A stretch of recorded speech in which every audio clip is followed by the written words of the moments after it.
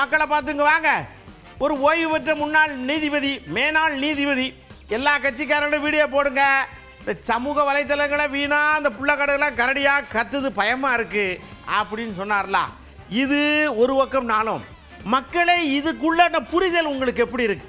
நீங்களே இதை அதாவது தன்னைத்தானே அப்படிங்கிற மாதிரியான ஒரு விஷயத்துக்குள்ளே நீங்கள் போகலாம் இல்லையா? அப்படிங்கிற மாதிரியான விஷயத்தோட ஒரு கேள்வி கேட்டோம். பதில் சொல்லியிருக்கிறாங்க. புரிதல் இல்லை அப்படிங்கிற லெவலில் இருக்குது அந்த பதில். யார் ஜெயிச்சாலும் நாட்டுக்கு நல்லது பண்ணால் போதும். அவங்க அம்மா அப்பா படிக்க வச்சு ஆளாக்கி அனுப்பியிருக்காங்க. இவங்க கட்சியில் சேர்ந்து அவங்களுக்காக சூசைட் பண்ணுறது அது நல்லது இல்லைல்ல.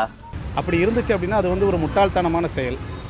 நீங்கள் திருத்திக்கிட்டீங்கன்னா நல்லதுங்க. நம்ம பிள்ளை யார் இப்போ அரசியல் பார்ப்பாங்களா? பார்க்க மாட்டாங்களே. ஓட்டு போட உரிமைக்கு நம்ம ஓட்டு போட்டோம். அதனால் அரசியல்வாதிக்கு அவங்க யார் ஜெயிச்சு வந்தாலும் நமக்கு ஒன்றும் ஜெயிப்பு கிடையாது.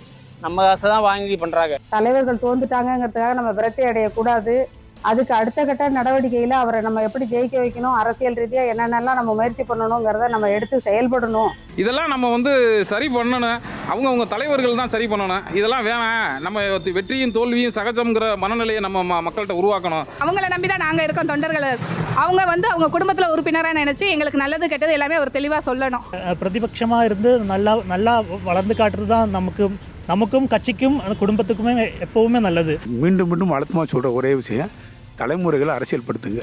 கல்வி, வேலைவாய்ப்பு, பொருளாதார கட்டமைப்பு எல்லாமே அரசியல் சார்ந்தது தான். அதுக்கு சரியான தலைமைகளை தேர்ந்தெடுக்கிற தகுதி வளர்த்துக்கிறேன். தலைவர்கள் வந்து தொண்டர்களுக்கு சில அறிவுரைகளை யாரும் இதுதான் தோல்வி இல்லை, அடுத்தது நம்ம வெற்றி பெறலாம். வெற்றியும் தோல்வியும் வீரனுக்கு அழகுன்னு சொல்லுவாங்க. அது ஏதோ போருக்கு மாத்திரம் இல்லை, அரசியலுக்கும் அது பொருந்தும். ஒவ்வொரு அரசியல் கட்சி தலைவர்களும் தங்களுடைய தொண்டர்களுக்கு அறிவுபூர்வமான அரசியலை கொண்டு செல்வதன் வாயிலாக மட்டுமே இது போன்ற தவறான முடிவுகளுக்கு நாம் முடிவு கட்ட இயலும்.